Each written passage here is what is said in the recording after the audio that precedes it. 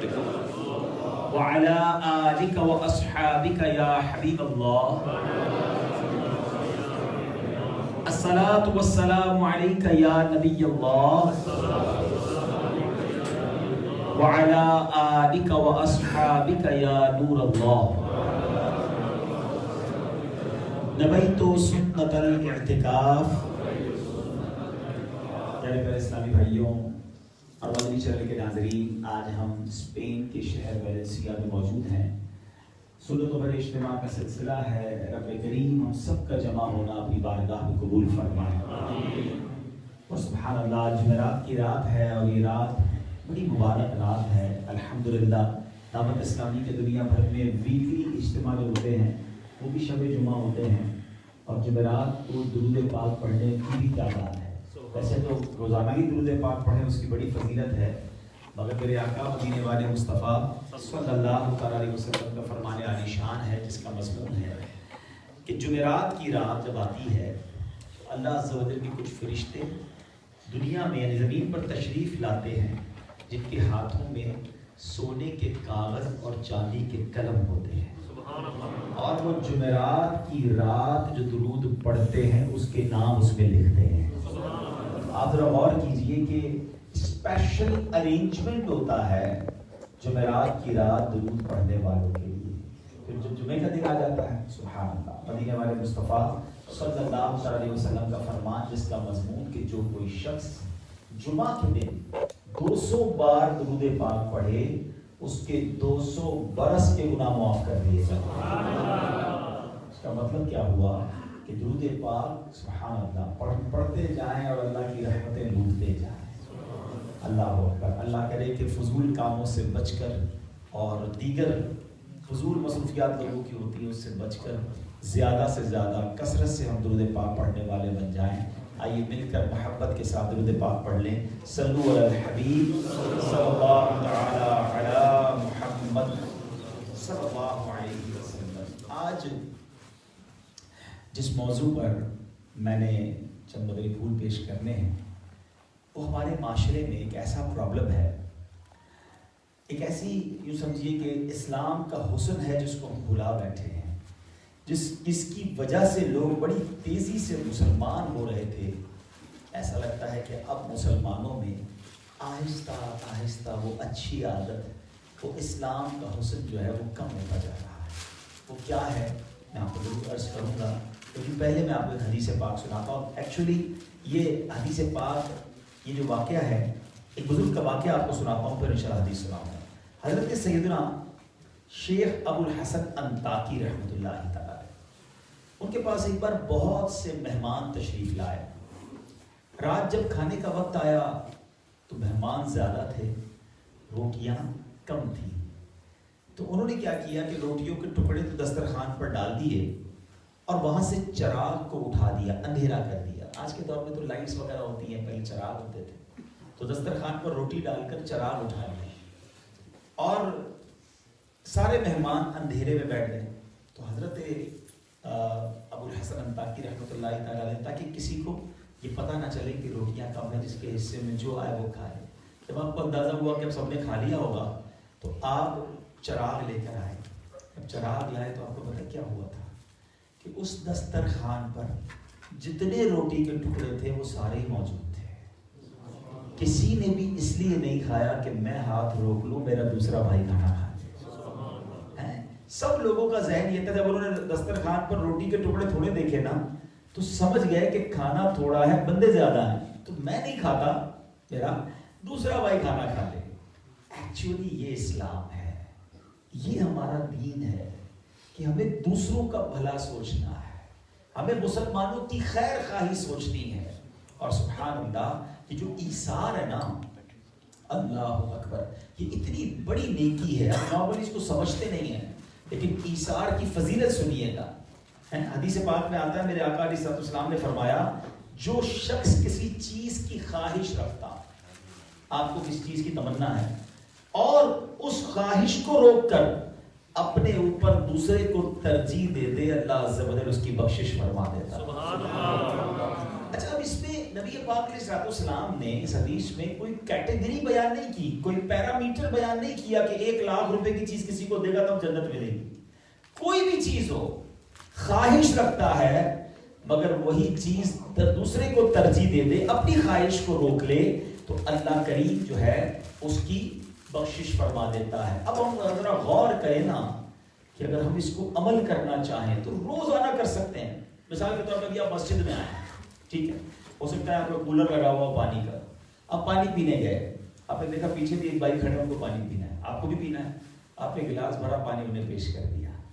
کتنی دیر لگی؟ کوئی دیر نہیں لگی. اگلی باری میں آپ بھی پانی پی لیں گے، جائے گا کچھ نہیں آپ کا، مگر آپ کو خواہش تھی، آپ نے اپنے اوپر دوسرے مسلمان کو ترجیح دی اور اللہ قبول فرما لے تو یہ بخشش کا ذریعہ بن سکے. یہ ہے ایثار. اور آج ایسا لگتا ہے کہ پہلے کے زمانے میں لوگوں کا یہ ذہن تھا کہ وہ دوسروں کا بھلا چاہتے تھے، دوسروں کی خیر خواہی چاہتے تھے. اور آج تو بندہ کہتا ہے اگلے کا بیڑا غرق ہوتا ہو تو ہو جائے، میرا کام سیدھا ہونا چاہیے، بلکہ دوسرے سے چھین کر بھی مجھے مل جائے تو چلے گا. یہ اسلام نہیں ہے، یہ نبی پاک علیہ السلام کا طریقہ نہیں ہے. یہ بڑی آسان نیکی ہے. ہم اپنے گھر والوں کے ساتھ بھی روزانہ کر سکتے ہیں. کیا ایسا نہیں ہو سکتا کہ ہم دوست یار یا فیملی والے لوگ بیٹھے ہیں اور کھانا دسترخوان پر لگا دیا جائے اور ہم بغیر کسی کو بتائے اپنا ہاتھ روک لیں کہ پہلے میرے بھائی نکال لے، میری والدہ نکال لے، میرے بچوں کی امی نکال لے، میرے بچے کھانا کھا لیں یا میرے دوست کھا لیں، بتائیں نا کسی کو، تھوڑا سا سلو ہو جائیں، دوسرے پہلے نکال لیں پھر میں نکالوں گا. اگر یہ عمل اللہ کی رضا کے لیے ہوا تو انشاءاللہ دسترخوان پر ہی بخشش کا ثواب مل جائے گا. یہ ذہن ہوگا تو ہوگا نا. بندہ کہتا کھانا سب سے پہلے میں نکالوں بھائی، سب سے اچھی چیز مجھے مل جائے. حالانکہ یہ بہت چھوٹا سا عمل ہے جو ہم روز کر سکتے ہیں، لیکن نارملی جب یہ ذہن ہوگا تو ہوگا نا. تو یہ ایک بات یاد رکھیں کہ ہم بعض اوقات اسلام میں مجھے نظر آ رہے ہیں ماشاءاللہ کئیوں کے چہرے پہ داڑھی ہے، سر پر امامہ بھی ہے، ٹوپی بھی ہے، مذہبی حلیہ بھی نظر آ رہا ہے. اس میں بہت سارے ایسے ہوں گے جو ماشاءاللہ نمازی بھی ہوں گے، بہت اچھی بات ہے. بعض اوقات ہم اللہ کے حقوق میں بہت اچھے ہوتے ہیں، نماز بھی پڑھ رہے ہوتے ہیں، روزہ بھی رکھ رہے ہوتے ہیں، زکوٰۃ بھی دے رہے ہوتے ہیں، صدقہ بھی کر رہے ہوتے ہیں، لیکن ایسا فیل ہوتا ہے کہ کہیں نہ کہیں حقوق العباد میں گڑبڑ ہو رہی ہوتی ہے. ایک بات یاد رکھنا، حقوق اللہ پورے ہونا بہت ضروری ہے، لیکن حقوق اللہ یہ بندے اور اللہ کا معاملہ ہے. کوئی بندہ ساری زندگی نماز نہ پڑھے اور سچی توبہ کر لے، اللہ اسے قبول کر لے تو اس کی ساری زندگی کی جو اس نے نمازیں نہیں پڑھی تو اس کا گناہ معاف فرما سکتا ہے. خالق ہے نا، مالک ہے. لیکن اگر کوئی بندہ بندے کو ستائے، حقوق العباد کا معاملہ خراب کر دے، تو جب تک بندہ معاف نہیں کرے گا رب بھی معاف نہیں کرے گا. تو حقوق العباد کے معاملے میں آپ کو مجھے سینسٹیو ہونا پڑے گا، حساس ہونا پڑے گا، یہ سوچنا پڑے گا کہ میں اور آپ جو زندگی گزار رہے ہیں اس میں اللہ کے بندوں کے حقوق پورے کر رہے ہیں کہ نہیں. کہیں کسی کی غیبت کر کے، کہیں کسی کی جناب طنز کر کے، کسی کی دل آزاری کر کے ہم نمازیں تو پڑھی جا رہے ہیں، کہیں ایسا نہ ہو یہ سارا سفر بیکار ہو جائے. اللہ کرے کہ آج جو بیان کا میرا موضوع ہے کہ ہمیں زندگی ایسے گزارنی ہے جس میں کسی کو تکلیف نہیں دینی ہے، ہم لوگوں کی خیر خواہی جو ہے وہ کرنے والے بن جائیں. ایک حدیث پاک ہے جس کا مضمون ہے، اللہ کے حبیب علیہ السلام فرماتے ہیں وہ دن یعنی قیامت کا دن جب اللہ کے عرش کے سوا کوئی سایہ نہیں ہوگا. 3 خوش نصیبوں کو اللہ کے عرش کا سایہ ملے گا. ہم 3 میں سے ہیں کہ نہیں ذرا چیک کر لو. آقا فرماتے ہیں میرے کسی امتی کی پریشانی کو دور کرنے والا، پریشانی دور کرنے والا اللہ کو اتنا پسند ہے کہ اسے قیامت کے دن رب کریم اپنے عرش کا سایہ نصیب فرمائے گا. ادھر تو لوگ وہ ہیں جو پریشانی پیدا کرتے ہیں. سوچو جو پریشانی دور کرنے والا ہے وہ اس سے رب اتنا راضی ہو رہا ہے، تو جو پریشانی پیدا کرنے والا اس کا کیا حال ہوتا ہوگا، اس سے رب کتنا ناراض ہوگا. سیکنڈ میرے آقا نے فرمایا دوسرا کون، میری سنت کو زندہ کرنے والا. مبارک اور اسلامی بھائیوں کو جو سنت پر عمل کرتے ہیں، سنت کو زندہ کرنے والے کو قیامت کے دن اللہ کے عرش کا سایہ ملے گا. تیسرا نبی پاک نے فرمایا مجھ پر کثرت سے درود پڑھنے والا. چیک کر لو ویلنسیا والوں، ان تینوں میں سے کسی ایک کیٹیگری میں بھی ہم ہیں کہ نہیں؟ پتہ چلا سنت پر عمل نہیں ہے.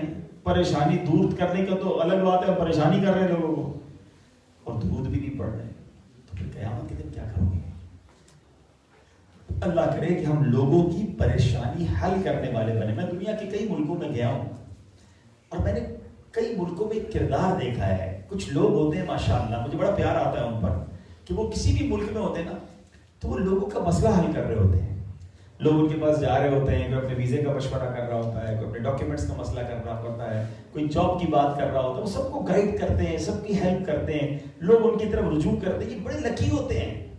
بعض اوقات ان کا مذہبی حلیہ نہیں ہوتا، مگر کیا معلوم یہ نیکی جو ہے ان کو اللہ کی بارگاہ میں بہت مقبول بنا دے. کہ اللہ کو بڑا پسند ہے کہ بندہ کسی مسلمان کی تکلیف کو دور کرے، کسی کی پریشانی کو دور کرے. اچھا یہاں ایک چھوٹی سی شیطان گڑبڑ جو کرتا ہے نا ہمارے ساتھ، کہ کچھ لوگ حقوق العباد میں بڑے پکے ہوتے ہیں، بڑے اچھے ہوتے ہیں، سچے ہوتے ہیں، ایماندار ہوتے ہیں، حوصلہ بڑھاتے ہیں، مدد کرتے ہیں، تو وہ کہتے ہیں ہم یہ بات ساری نیکی کر رہے ہیں پھر نماز نہیں پڑھتے. یہ دونوں چیزیں کرنی ہیں، اللہ کے حقوق بھی ادا کرنے اور بندوں کے حقوق بھی ادا کرنے. حقوق العباد بھی ٹھیک کرنا ہے. جو نماز پڑھنے والا ہے اس کو بھی بندوں کے ساتھ اچھا رہنا ہے اور جو بندوں کے ساتھ اچھا ہے اس کو بھی اللہ کے حقوق پورے کرنے. پھر کامل مسلمان بنیں گے اور اللہ نے چاہ جنت کی سیر کریں گے انشاءاللہ. تو ہمیں جو ہے وہ ہمیں لوگوں کے ساتھ خیر خواہ اور لائف میں کسی کو تکلیف نہیں دینی. یہ تکلیف دینا کتنا کس قدر اللہ کو ناپسند ہے کہ ایک حدیث پاک ذرا سنیے گا جس سے آپ کو اندازہ ہو جائے گا کہ یہ مسلمان کو جو تکلیف دیتے ہیں نا یہ بات کدھر تک جاتی ہے. اللہ کے حبیب علیہ السلام فرماتے ہیں من آذا مسلمن فقط آذانی. جس نے کسی مسلمان کو تکلیف دی وہ ایسا ہے جیسی اس نے مجھے تکلیف. اللہ کے نبی کہہ رہے ہیں صلی اللہ تعالیٰ علیہ وسلم. اور پھر فرمایا ومن آذانی فقد آذ اللہ. اور جس نے مجھے تکلیف دی وہ ایسا ہے جیسے اس نے اللہ کو تکلیف دی. کسی مسلمان کو یہ نہیں فرمایا کسی پیسے والے کو تکلیف دی، کسی اپنے محلے والے کو تکلیف دی. کسی بھی مسلمان کو، جس کو جانتے ہو یا جس کو نہیں جانتے، جو غریب ہے، فقیر ہے، مسکین ہے، آپ کو اجازت نہیں اسے تکلیف دینے کی. لوگ ماڑے آدمی کو تو بولتے ہی رہتے ہیں، سناتے ہی رہتے ہیں، وہ بیچارہ سنتا بھی رہتا ہے، لیکن آپ تکلیف اگر اسے دے رہے ہو تو یہ اللہ کی بارگاہ میں معاملہ کہاں تک جائے گا. تکلیف نہ دیا کرو، لوگوں کے ساتھ اچھا برتاؤ کریں. اچھا اب یہاں جو ہے وہ یہ تو بات ہو گئی کہ تکلیف نہیں دینی ہے، مگر ہم آج یہ سمجھیں گے اور جب یہ باتیں ہوتی ہیں تو لوگ کہتے ہیں میں تو کسی کو تکلیف نہیں دیتا ہوں، میں تو سب کے ساتھ مہربانی کرتا ہوں، میں تو سب کے ساتھ بھلائی کرتا ہوں. آج میں تھوڑی سی میں بیان تھوڑا ایک اور انداز سے آج کروں گا کہ میں آج آپ کو تکلیف دینے کے عذابات تو سنتے ہی رہتے ہیں، حدیثیں ہم سنتے رہتے ہیں کہ بھائی تکلیف نہیں دینی چاہیے، مسلمان حقوق العباد کا خیال رکھنا چاہیے. میں آج کچھ ایگزامپلز بیان کروں گا کہ ہم کب کب کہاں اور کیسے تکلیف دے دیتے ہیں اور بعض اوقات پتہ بھی نہیں چلتا ہے. آپ کو پتہ ہے آنکھ سے بھی تکلیف دی جاتی ہے، ہاں بغیر کچھ کہے. سنیے گا حدیث پاک میں میرے آقا علیہ السلام نے فرمایا کہ مسلمان کے لیے جائز نہیں کہ دوسرے مسلمان کی طرف آنکھ سے اس طرح اشارہ کرے کہ اسے تکلیف پہنچے. آنکھ سے بھی ایسے اشارے غور گھور کے دیکھتے ہیں، غصے سے دیکھتے ہیں، روب سے دیکھتے ہیں، طنز کرتے ہیں. اشارے ایسے ہوتے ہیں بندہ جو ہے وہ ذلیل ہو جاتا ہے، اس کا دل ٹوٹ جاتا ہے. نہیں، اس کی بھی اجازت نہیں. ایک اور جگہ فرمایا کسی مسلمان کو جائز نہیں کہ وہ کسی مسلمان کو خوف زدہ کرے، یہ بھی جائز نہیں ہے. اب آؤ میں آپ کو کچھ ایگزامپلز بتاتا ہوں، کچھ مثالیں سنیے گا. اب میزبان اور مہمان یہ ہمارا روزمرہ کا معاملہ، کبھی کسی کے مہمان بنتے ہیں، کوئی ہمارے یہاں مہمان بنتا ہے، میزبان بنتے. مہمان جو ہے بنیے، بڑی اچھی بات ہے، دعوت قبول کرنا سنت ہے، لیکن بعض اوقات مہمان بڑا تکلیف دہ ہوتا ہے.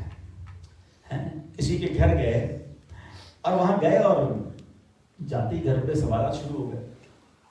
یار ابھی تک صوفے تبدیل نہیں کیے، وہی پرانے صوفے ہیں. یار اتنے پیسے کماتے ہو، کبھی کلر بھی کرا لیا کرو. تمہارے گھر میں صفائی نہیں ہے. کھانا آیا تو کھانے پر اعتراض شروع کر دیے. یہاں تک کتابوں میں لکھا کہ جب میزبان یعنی مہمان کسی میزبان کے گھر جائے نا تو جدھر میزبان بٹھائے ادھر بیٹھ جائے، یہ سنت ہے.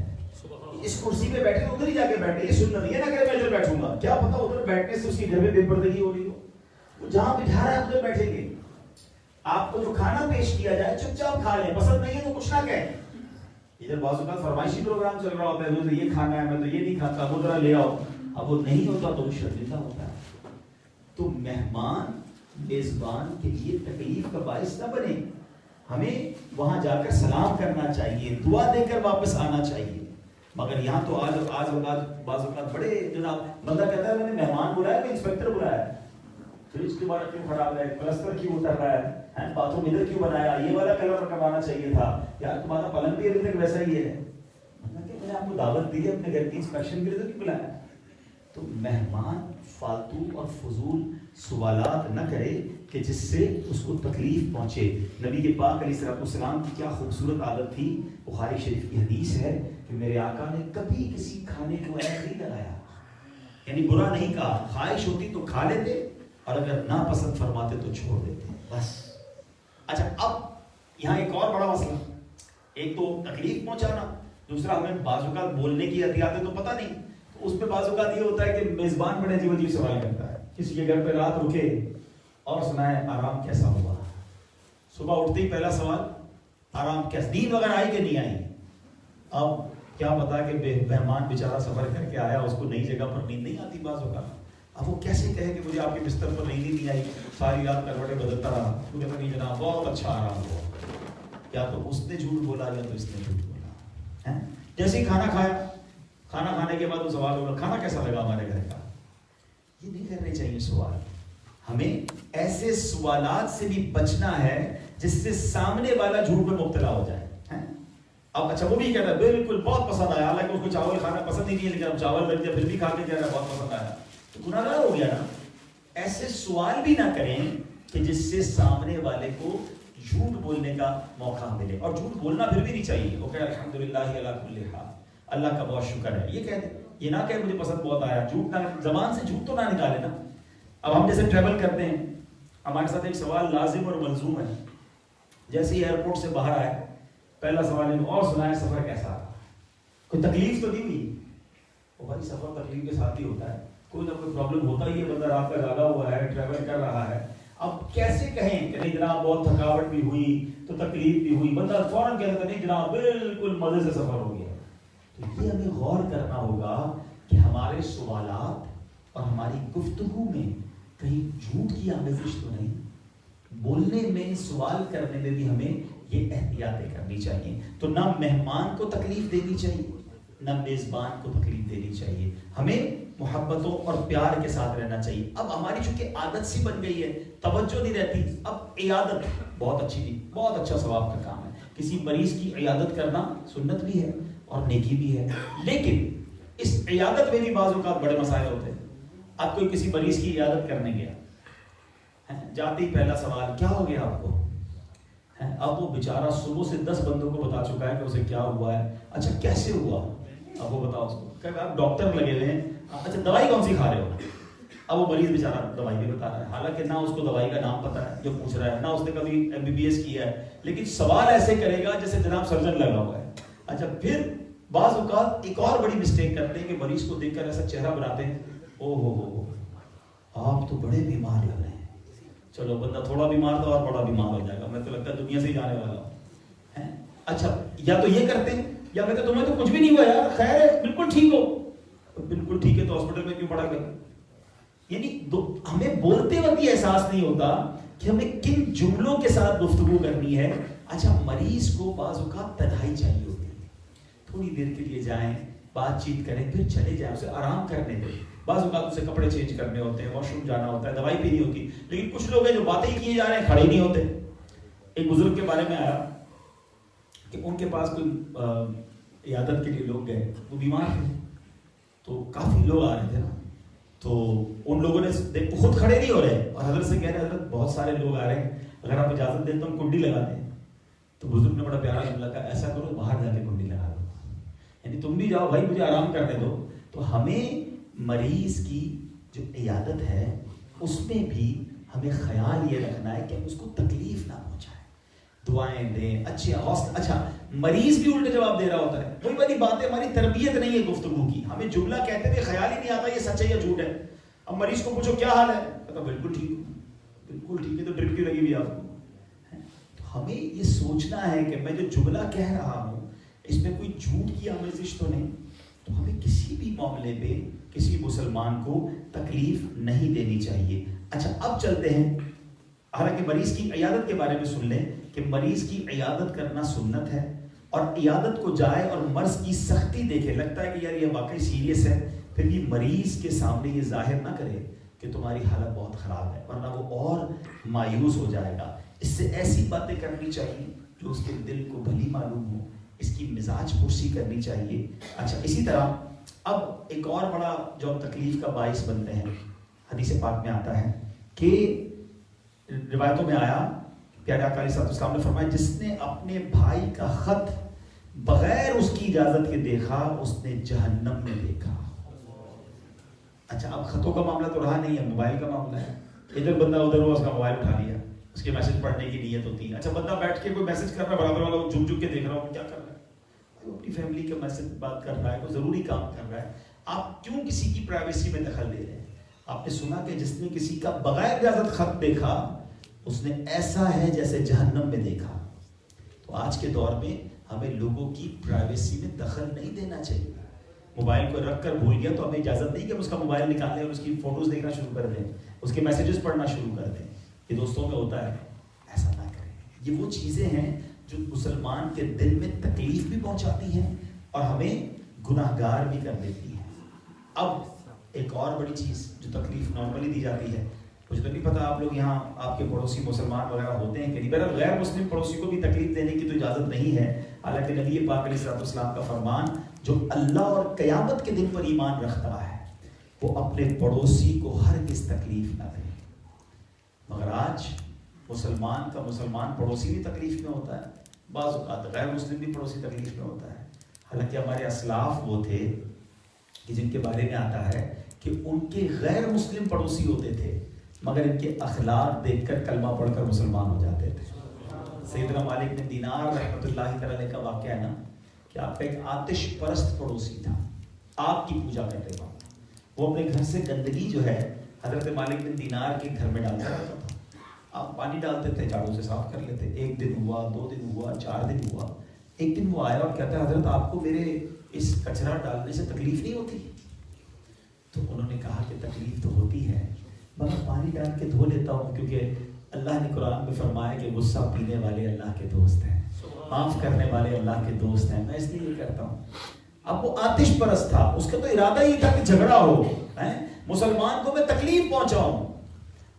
مگر آپ کا یہ ایٹیٹیوڈ دیکھ کر کہتا ہے حضرت گھر بعد میں صاف کیجئے گا, میرا دل صاف کیجئے, مجھے کلمہ پڑھ کر مسلمان کر دیجئے.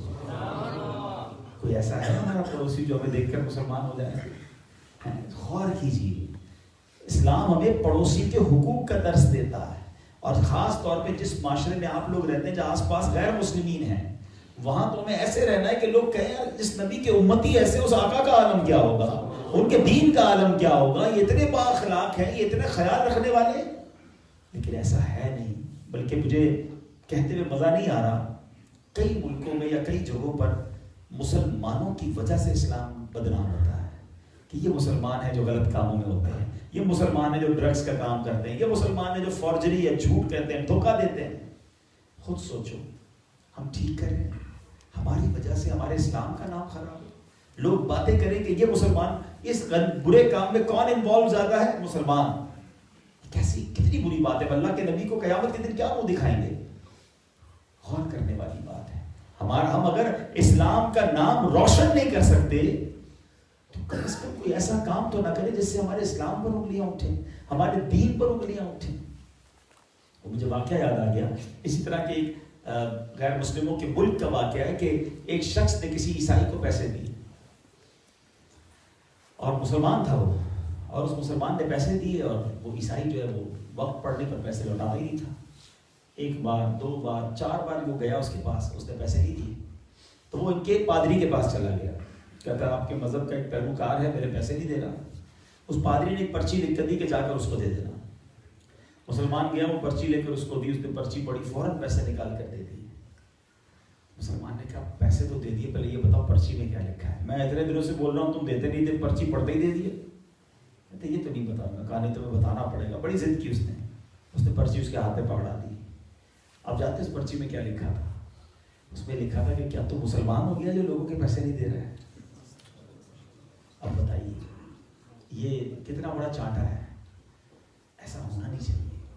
لوگ کہیں کہ یار کاروبار کرنا ہے نا تو مسلمان کے ساتھ کرو, دوستی کرنی ہے تو دنیا میں کسی بھی مسلمان کے ساتھ کر لو, یہ سچا ہوتا ہے. یہ جو کہے گا اپنی بات پوری کرے گا, یہ دھوکہ نہیں دے گا.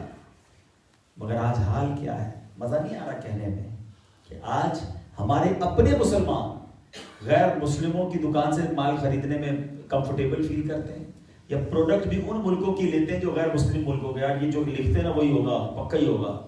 مسلمان ملک کی لیں گے تو کہیں گڑبڑ نکلے گی. کتنی بری بات ہے. ہم اللہ کے نبی علیہ السلام نے سچ سکھایا اور مسلمان دھوکہ دے گا, مسلمان جھوٹ بولے گا. پلیز جہاں بھی رہو دنیا میں ایک زندگی کا اصول بنا لو کہ میری زندگی کا مقصد تیرے دین کی سرفرازی. میں اسی لیے مسلمان, میں اسی لیے نمازی. میری زندگی کا مقصد یورو نہیں ہے, میری زندگی کا مقصد پاسپورٹ نہیں ہے. میں اس لیے دنیا میں نہیں آیا کہ میں اسپین جا کر بہت پیسے کماؤں گا اور پھر اسپین جا کر ایسے کام کروں گا کہ اللہ کے دین کو بدنام کروں گا, نبی پاک کے امتی ہونے کو میں شرمندہ کر دوں گا. یہ نہ کرنا, کیونکہ ہم سب نے مرنا ہے. اسپین میں بھی مر گئے نا تو قبر میں نبی پاک کا دیدار ہونا ہے, اور آقا کو کیا دیدار, کیا منہ دکھاؤ گے؟ اگر ہم سے یہ سوال کر لیا گیا, کربلا والوں سے بڑی محبت ہے نا, پنجتن پاک سے محبت ہے, اور یہی محبت ہمارے ایمان کا تقاضا بھی ہے. لیکن اگر امام حسین سے قیامت کے دن ملاقات ہوئی اور آپ نے اگر یہ سوال کر لیا ہم سے کہ میں نے تو نانا کے دین کے لیے سارا گھر لٹا دیا, بتاؤ تم نے میرے نانا کے دین کے لیے کیا کیا, تو کوئی جواب ہے؟ پلیز اپنی زندگی ایسی گزارو کہ ہم ان کی بارگاہ میں کچھ پیش کر سکیں کہ حضور میں رہتا تھا تو غیر مسلموں کے ملک میں تھا, مگر وہاں بھی آپ کے نانا کے دین کا پرچم اٹھائے رکھا تھا, وہاں بھی اسلام کی خدمت کرتا تھا, وہاں بھی سنتوں کی تبلیغ کرتا تھا, وہاں بھی نماز پڑھتا تھا, وہاں بھی حرام کاموں سے بچتا تھا. چھوٹی سی میں اپنی کوشش اپنے حصے کا بھی چراغ جلا کر آیا. یہ کردار ہونا چاہیے, نہ کہ کچھ لوگ پاکستان سے یا دیگر ملکوں سے یہاں آتے ہیں اور آتے ہی ایسے شترے بے مہار ہو جاتے ہیں کہ بھئی موقع ملا ہے برائی کرنے کا, موقع ملا عیاشی کرنے کا, کوئی دیکھنے والا نہیں. تمہاری بھول ہے کہ کوئی دیکھنے والا نہیں. تم جہاں بھی چلے جاؤ تمہارا رب دیکھ رہا ہے. اپنے گاؤں میں گناہ کرو یا دنیا کے کسی کونے میں جا کے گناہ کرو, اللہ دیکھ رہا ہے. اور یہ گناہ کہیں قیامت کے دن پکڑ کا باعث نہ بن جائے. اللہ قرآن میں فرماتا ہے فَمَن يَعْمَلْ مِثْقَالَ ذَرَّةٍ خَيْرًا يَرَهُ وَمَن يَعْمَلْ مِثْقَالَ ذَرَّةٍ شَرًّا يَرَهُ. جس نے ذرہ برابر بھی اچھا کام کیا نا اسے دیکھے گا, اور جس نے ذرہ برابر بھی برائی کی وہ بھی دیکھے گا. اب آپ نے سوچنا ہے کہ زندگی کیسے گزارنی. ہم سب نے دنیا سے جانا ہے. اسپین میں بھی تو مرتے ہی ہو گئے, پچھلے دنوں تو ہم کووڈ سے باہر آئے ہیں, اور کتنا خطرناک ایک ہم نے وائرس دیکھا. میں تو سمجھتا ہوں کہ اللہ نے مرنے سے پہلے ہمیں اپنی قدرت کا نظارہ دکھا دیا. ہم قرآن میں ایک آیت بار بار پڑھتے تھے, ان اللہ علی کل شیء قدیر, اللہ ہر چاہے پر قادر ہے, مالک ہے, خالق ہے. پڑھا تھا اللہ نے دکھا دیا کہ وہ وائرس جو نظر نہیں آتا اس نے پوری دنیا کو بند کر دیا. سپر پاور ملک تھے جن کی ٹیکنالوجی کی دنیا بات کرتی ہے, جن کے میڈیکل سسٹم دنیا میں مانے جاتے ہیں, جو جہاں دنیا سے لوگ علاج کرانے آتے تھے ان کے ہاسپٹل بھر گئے مگر وہ علاج نہ کر سکے. جس نے جانا تھا وہ چلا گیا. یہ سب ہمیں پتا ہے, لیکن کاش ہم سبق سیکھتے.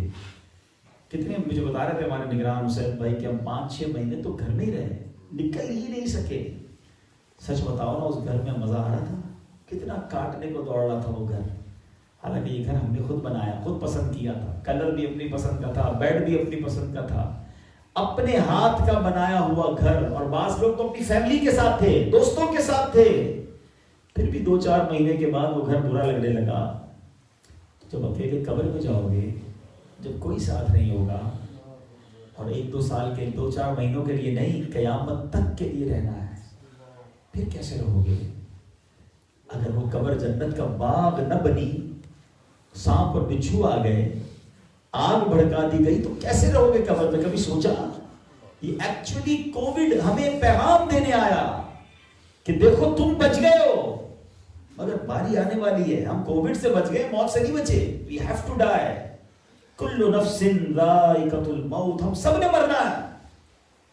मगर ऐसा लगता है कि भूल गए मरना है। यहां पर मोबाइल फोन पर मैसेज आता है ना, आपका डाटा खत्म होने वाला है, प्लीज टॉप अप करवा लें, पैसे डलवा लें, वरना डाटा खत्म होगा, मोबाइल बंद हो जाएगा।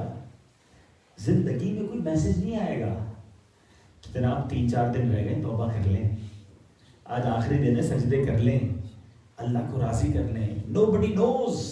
1 मिनट पहले बंदे को पता नहीं होता है कि अगली मिनट मेरा इंतकाल होने वाला है। यह है जिंदगी। कब तौबा करेंगे? कब अल्लाह को राजी करेंगे? कब मौत की तैयारी करेंगे? खुदारा समझो, अल्लाह पाक ने मौका दिया है, चांस दिया है, करीब से मौत दिखाई और एक और चांस दे दिया कि अब कर लो इबादत, अब कर लो अल्लाह को राजी। तो आज मैं और आप इस इज्तिमा में ये नियत करके जाएं कि अल्लाह को भी नाराज नहीं करेंगे, अल्लाह के बंदों को भी नाराज नहीं करेंगे, हुकूकुल्लाह भी पूरे करेंगे, हुकूकुल इबाद भी पूरे करेंगे। एक और तकलीफ देने का तरीका, शैतान है ना, मरदूद दिलवा देता है, हमसे पता भी नहीं चलता। बाज़ औक़ात लोग किसी की मदद करते हैं, ये इन मुल्कों में ज़्यादा होता है। पाकिस्तान से कोई नया आया, अच्छी बात है किसी की आप मदद करें, लेकिन मदद करें या ताउन करें, उसके बाद जताएं ना। हाँ, उसके बाद एहसान ना जताएं। याद है ना, मैंने कर्जा दिया था, भूल तो नहीं है, अकेला आया था, तुम तो कुछ भी नहीं पता था, मैंने नौकरी करवाई थी, तेरे कागजात मैंने बना दिए थे, चप्पल पहन कर आया था, तेरे पास था क्या, तेरी औकात क्या थी? ये जो अंदाज है ना, ये आप अपनी नेकी भी जाया कर रहे हैं और उल्टा गुनाहगार भी हो रहे हैं। सवाब नहीं मिल रहा, गुनाहगार भी, क्योंकि दिल आजारी भी हो रही है ना। और ये बात कुरान ने समझाई, या अय्युहल्लज़ीना आमनू ला तुबतिलू सदक़ातिकुम बिलमन्नि वल अज़ा। ऐ ईमान वालो, अपने सदके बातिल ना करो, अपने सदके जाया ना करो, एहसान जताकर और तकलीफ पहुंचाकर। क्या करते हैं? भाई मैंने करवाया। अच्छा, फिर या तो बंदे को एहसान जताते हैं या फिर इमाम साहब को कह रहे होते हैं, हज़रत जरा दुआ कर दीजिएगा स्पेशल वाली, नाम लीजिएगा कि मैंने कालीन बिछवाया मस्जिद में, हाँ मैंने आज लंगर जो है मेरी तरफ से, जरा बताएं सबको, फला हाजी साहब ने आज लंगर दिया। इमाम साहब बेचारा क्या करे, पर्ची आती है उसको पढ़ना पड़ता है। आप अपने दिल से पूछे ना, क्यों आपका दिल ये कहता है कि आपका नाम लिया जाए? क्यों लोगों को पता चले कि आपने आज सदका दिया है, आप खैरात दी है? अपने दिल से पूछें, कहीं ऐसा तो नहीं कि लोगों से वाह चाहिए। पहले कहते थे नेकी कर दरिया पे डाल, आज नेकी कर फेसबुक पे डाल। हर बंदे को अपनी हर नेकी जनाब डालनी है, बताना है मैंने ये किया, मैंने ये किया। ना करें ऐसा। एक सवाल बयान के आखिर में मैं वेलेंसिया वालों से कर लेता हूँ, और वो सवाल ये है, अपने आप से पूछो कि मेरे पास ऐसी कितनी नेकियां हैं जो फकत मैं जानूं और मेरा रब जाने। चेक करो ना, ऐसी कितनी नेकियां हैं। हमने जो किया ना वो लोगों को बताया, उम्रा किया वो बताया, हज किया वो बताया, सदका दिया वो बताया, यहां तक कि अकेले में तहज्जुद भी पढ़ ली ना।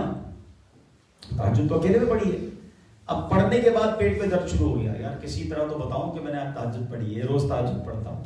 तो अब कोई ना कोई बहाना बंदा निकालता है, यार आज बहुत थका हुआ हूं यार। अच्छा खैरियत क्यों? बस वो तहज्जुद से उठ जाता हूं ना। आप सामने वाले कहेगा अच्छा माशाल्लाह तहज्जुद भी पढ़ते हैं, बस अब वो दिल में जो ना कहते हैं ठंड पै गई, साड़ी तहज्जुद एनू पता चल गई। वो नहीं तो व्हाट्सएप में मैसेज रिसीव्ड, इबादत रिसीव्ड, और रिसीव भी हो गई डिलीट भी हो गई। भाई अगर ये नीयत है कि लोगों को पता चले तो जाया हो कैसा रहा। प्लीज शैतान के वारों को समझें, ये इतना मरदूद है कि पहले मुझे और आपको नेकी करने नहीं देता, हम कर लें तो फिर छुपाने नहीं देता, जाया करवा देता है। अल्लाह की रजा के लिए इबादत करना सीखो, अल्लाह की रजा के लिए सदका देना सीखो, फिर देखो इसकी जजा क्या मिलती है, इसकी बरकत क्या मिलती है। मैं जानूं मेरा रब जाने। उलमा ने बड़ी प्यारी डेफिनेशन बयान की है, इखलास की तारीफ क्या बयान की पता है उलमा ने ये बयान की कि बंदा जैसे गुनाहों को छुपाता है ना, वैसे नेकियों को छुपाए। یہ اخلاص ہے. میں آپ چاہتے ہیں ہمارے گناہ پتہ چلے کسی کو؟ کوئی نہیں چاہتا. تو نیکیاں کیوں پتہ چلیں؟ ذرا بابا تو ہونا. اچھا ہم کمال کے لوگ ہیں، گناہ روز کر رہے ہیں بھول رہے ہیں، نیکیاں کبھی بھی کبھی کرتے وہ یاد رکھے گی. ہماری تو عادت ہے، ہم لوگوں سے ملتے ہیں، شخصیات سے ملتے ہیں تو بندہ شروع ہو جاتا ہے. بس جناب اللہ کی رحمت سے 15 سال پہلے حج پہ گیا تھا، تو 6-7 سال پہلے عمرہ بھی کیا ہے، اللہ نے بڑا کرم کیا ہے، میں فلاں مسجد میں پیسے بھی دیے، میں نے فلاں کی شادی کرائی. خالی گنانے میں کس نے آپ سے پوچھی آپ کی نیکیاں؟ آپ کو 15 سال پرانا حج یاد ہے، آج صبح جھوٹ بولا تو یہ یاد ہے؟ تھوڑی دیر پہلے آپ نے موبائل اٹھا کر بدنگاہی کی ہے وہ یاد ہے؟ یہ بھول گئے. اور 10-10, 15-15, 20-20 سال پرانی نیکیاں سب کو گنوا رہے ہو. یہ شیطان کا وار سمجھو اور اللہ کی رضا کے لیے عبادت کریں. تو بہرحال آج میں نے چند ایگزامپلس کے ذریعے آپ کو یہ بتانے کی کوشش کی کہ تکلیف نہ دیں، لوگوں کے لیے راحت کا سامان بنے. اور اگر کبھی تکلیف دے دی ہے نا اور یاد آتا ہے تو دنیا میں معافی مانگ لیں. ادھر معافی نہیں مانگو گے نا تو قیامت کے دن بہت مشکل ہو جائے گی. میں آپ کو ایک آخری حدیث سنا دیتا ہوں. اللہ کے حبیب علیہ السلام نے صحابہ سے ایک سوال کیا، میرے صحابہ بتاؤ مفلس کون ہے؟ حدیث پاک کا خلاصہ. صحابہ نے کہا حضور، اچھا میں یہی سوال اگر آپ سے کروں کہ بتاؤ مفلس کنگال کون ہے، تو شاید آپ بھی وہی جواب دیں گے جو صحابہ نے جواب دیا تھا. انہوں نے کہا حضور مفلس وہ ہے کہ جس کے پاس درہم و دینار نہیں ہے. تو نبی پاک علیہ السلام نے فرمایا نہیں، مفلس وہ ہے جو پہاڑ جتنی قیامت کے دن نیکیاں لے کر آئے گا. اے حاجیوں سنو، اے نمازیوں سنو، روزہ داروں سنو. فرمایا پہاڑ جتنی نیکیاں لے کر آئے گا، نمازیں بھی ہوں گی، روزے بھی ہوں گے، حج بھی ہوں گے، صدقے بھی ہوں گے، مگر اس حال میں آیا ہوگا کہ کسی کا دل دکھایا ہوگا، کسی کا مال دبایا ہوگا، کسی کی غیبت کی ہوگی، کسی کی چغلی لگائی ہوگی. اللہ اکبر. تو اب پھر کیا ہوگا؟ وہ بندے اللہ کی بارگاہ میں کھڑے ہو جائیں گے، مولا اس بندے نے ہمارے ساتھ زیادتی کی، ہمارا حق دلا.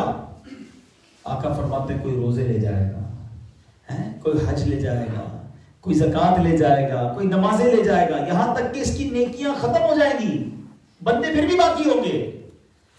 اب حکم ہوگا کہ اب ان بندوں کے گناہ اس کے سر ڈالے جائیں. جس نے زیادتیاں کی ہوں گی نا اس پر بندوں کے گناہ ڈالے جائیں گے. اور پھر اعلان ہوگا یہ وہ مفلس ہے کہ جو نیکیاں لے کر تو آیا تھا مگر حقوق العباد پامال کرنے کی وجہ سے اسے جہنم میں ڈالا جا رہا ہے. صرف نماز روزے حج کافی نہیں ہے، حقوق العباد کا خیال، بندوں کے حقوق کا خیال رکھنا ہے، تکلیف نہیں دینی ہے. اللہ مجھے بھی مسلمانوں کے حقوق کا خیال رکھنے والا بنا دے، آپ کو بھی بنا دے. اور معافی مانگ لیا کرو، کچھ نہیں ہوتا. ہاں معافی مانگ لیا کرو، انشاءاللہ اللہ آپ کی عزت میں اور اضافہ کر دے. انشاءاللہ مل جل کر محبت کے ساتھ پیار کے ساتھ زندگی گزارا کریں. یہی اللہ کی رحمت سے اسلام کا پیغام ہے. اور ایک خوشخبری بھی میں نے دینی ہے کہ ماشاءاللہ ایک بہت بڑی خوشخبری ہے کہ یورپ میں دعوت اسلامی کا پہلا جامعۃ المدینہ اسپین میں شروع ہو چکا ہے. اور ماشاءاللہ یہ اسپین والوں کی بہت بڑی کامیابی، آپ کو بہت مبارک ہو ماشاءاللہ.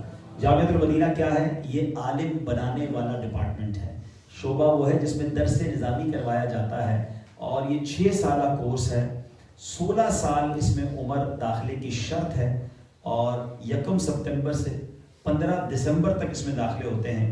ابھی بھی کلاس جاری ہے بارسلونا میں، تو جو اسلامی بھائی اس میں داخلہ اپنے بچوں کا کروانا چاہتے ہیں خود بھی لے سکتے ہیں. ہمارے UK میں ایک اسلامی بھائی تھے جو غیر مسلم تھے، مسلمان ہوئے اور 66 یا 67 ایئرس کی عمر میں انہوں نے درس نظامی میں داخلہ لیا اور 73 سال کی عمر میں درس نظامی کمپلیٹ بھی کر لیا ماشاءاللہ. ارے واہ ماشاءاللہ، ارے واہ، دیکھیں ماشاءاللہ ان کی بھی عمر بڑی ہے، میرے جتنی تو ہوگی ماشاءاللہ. تو دیکھیں یہ طلبہ ہے ماشاءاللہ جو درس نظامی کر رہے ہیں، کتنا مستقبل روشن ہے دعوت اسلامی کا. یہ اللہ نے چاہا کل کے علماء ہیں انشاءاللہ اور یہ آنے والی نسلوں کی آگے تربیت کریں گے. ان کو بھی مبارک ہو، ان کے اساتذہ کو بھی مبارک ہو، ان کے والدین کو بھی مبارک ہو. لیکن میں باقی اسلامی بھائیوں کو بھی کہوں گا، وہ کہتے ہیں نا خاندان میں ایک ڈاکٹر ہونا چاہیے، خاندان میں ایک وکیل ہونا چاہیے. سچی بات یہ ہے کہ فیملی میں ایک عالم ہونا چاہیے. یہ عالم انشاءاللہ ہماری مغفرت کا ذریعہ بنے گا. اور آج اللہ نے یہ دن دکھایا کہ ہمارے اسپین میں جامعۃ المدینہ شروع ہو چکا ہے، تو اس میں ضرور ساتھ بھی دیں، داخلے بھی کروائیں۔ اللہ پاک ہماری دعوت اسلامی کو مزید ترقیاں عطا فرمائے۔ صلو علی الحبیب۔